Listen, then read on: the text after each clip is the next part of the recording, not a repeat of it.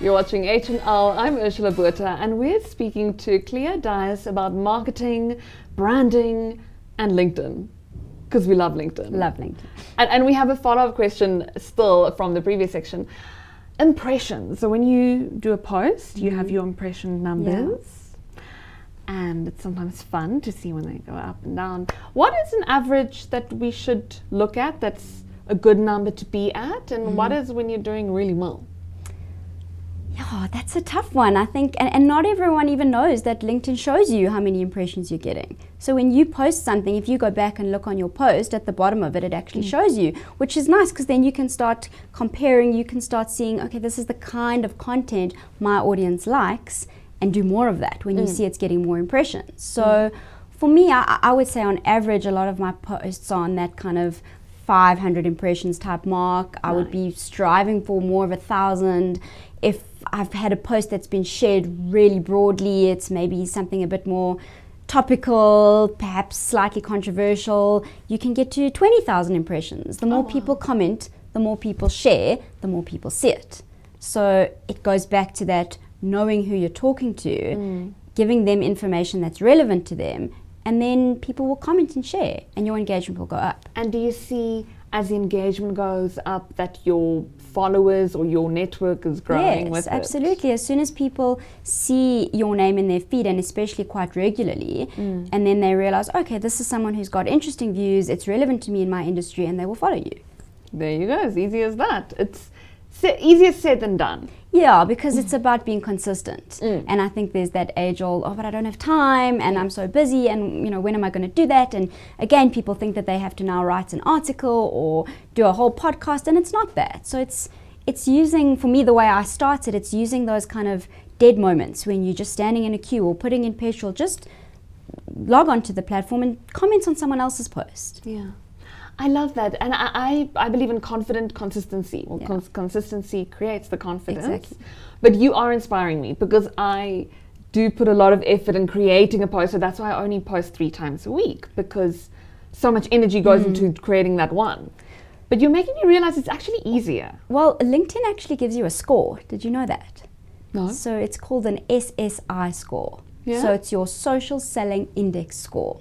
I'll send you the link after this. And it kind of rates you on all of these different areas. So it rates you on your network. Do you have a relevant network to what you talk about? How regularly do you post? So it gives you a kind of a score out of 100. I'm already nervous. So, and another one of the things that's quite relevant in your score is your network. So I've heard that you should send out 25 requests a day to build your network. A day? A day. How many are you sending out a day?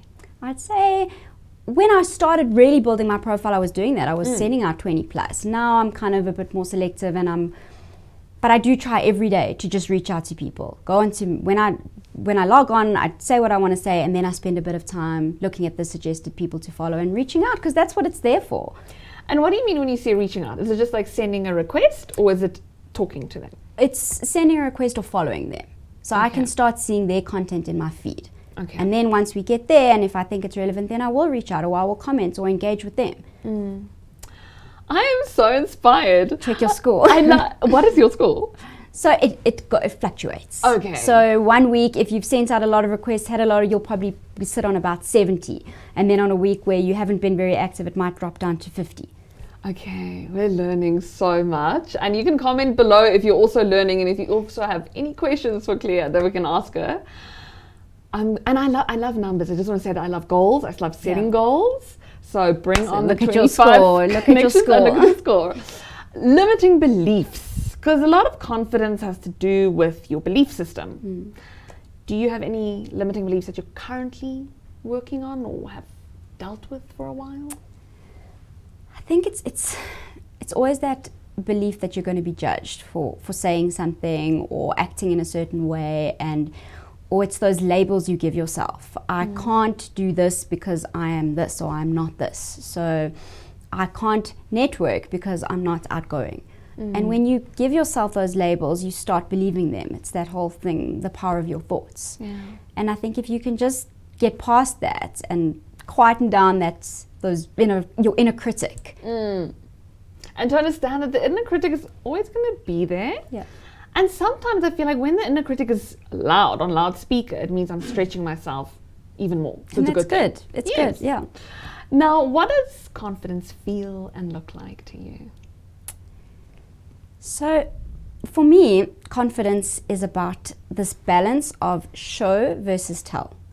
And I think if you're just too much on the tell side and it's just about what you say and what you do, you always have that feeling of imposter syndrome or I'm going to be found out as a fake. But if you take a step back and actually look at what you've achieved professionally and your accomplishments and your achievements, that makes you feel more secure in voicing your opinion because you've almost got that kind of credibility. And also what I think is quite important is knowing your industry and the currency of value, if I can put it that way. Yeah. So I work in higher education. So qualifications and the degree you have behind your name, that's important. You know, be the way you dress and the way you look. Never trust a skinny chef. It's that kind of thing. So know the space you're in and what's valued in that space. And then work as hard as you can to achieve that. And that will help with your feelings of confidence in that sector. That is brilliant advice because that's all about having that gravitas and it gives you security. Exactly. I don't need to know everything. Just need to know my thing in my space. Yeah. And that's strategic positioning of Yeah. yourself in your career. Yeah, absolutely. The show has come to an end. We have learned, so I have learned so much from you. I think everybody who's watching has learned so much from you. We are going to get our LinkedIn game confidence to the next level. Good, I will be watching you. Please do, keep me accountable. Do you have where can people connect with you? Yes, tell us. So please reach out to me on LinkedIn, Clea Dias. I would really appreciate connection requests. I'm happy to chat, happy to engage. So yeah, just reach out on LinkedIn. Fabulous. And she's somebody great to have you on your team as a LinkedIn buddy. Thank you for watching the show. It was so good to have you. And if you want to build your confident voice, you can go check out confidentvoices.co.za. Currently, there are 2 spots available for the Executive Presence Workshop happening in October. So you can contact me if you want to know more about that. Otherwise, go connect with your fellow peers on LinkedIn and we will see you next week. Same place, same time.